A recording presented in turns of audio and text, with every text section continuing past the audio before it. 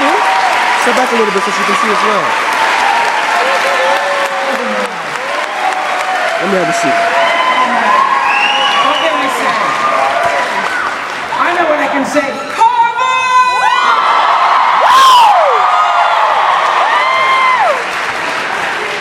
Thank you, Harvard University. Thank you, Dean Faust. Thank you so much, Dean McCartney, Madam Secretary Sebelius. Thank you all. My friend Skip Gates, where are you? Professor Gates? Hello. I'm at your house. Yes. It is, you know, every time people get up and speak, that you often hear them say, it is such a privilege. It really is joyful for me to be here.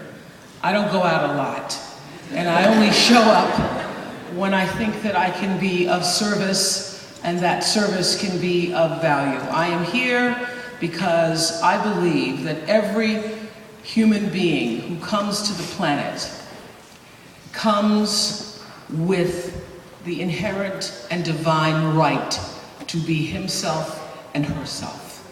Every human being. What is so exciting to me is that today, gathered on this beautiful campus, made even more beautiful by the snow, looks like a movie out there. What is exciting to me is that thought leaders have gathered together as one force to come and ask ourselves, why does bullying and violence and hatred against young people continue in our society, and what can we do about it? Good people today are joining forces to become a force for something good and powerful, so that every human being born his way or her way will be able to fulfill the highest expression of themselves as a human being. That's what we all are here to do, to fulfill the highest expression of ourselves as human beings. And I believe that each of us comes with a gift, our own, to share, to use our lives to connect with other people.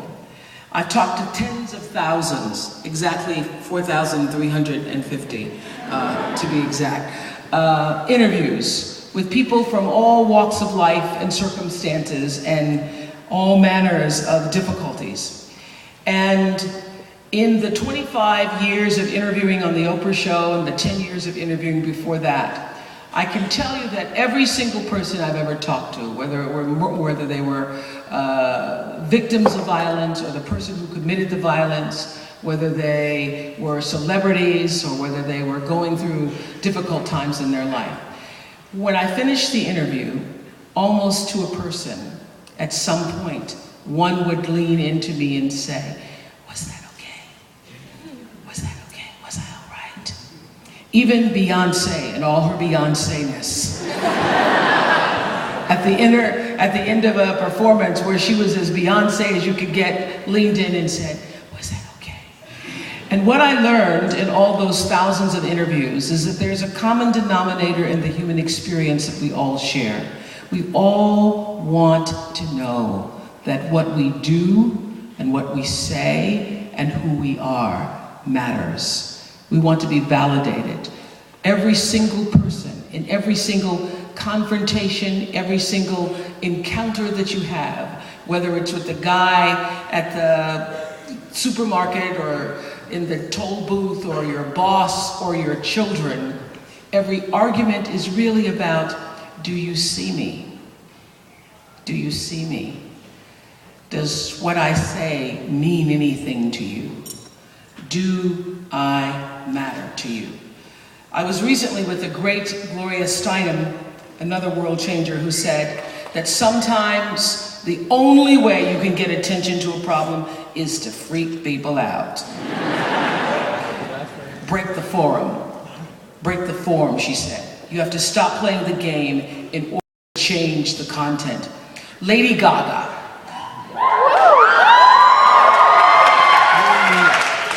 I'll just let you take that in.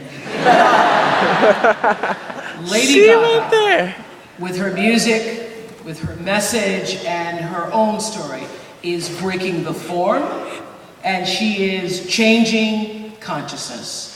She says that she wasn't put on earth just to sing songs. Her passion is to be that force for good. The Born This Way Foundation is in alignment with so many of my core beliefs: kindness, compassion, empowerment, acceptance. And she is one of the most influential forces of our time today. Ladies and gentlemen, Lady Gaga! Uh-oh. Front row seat, y'all.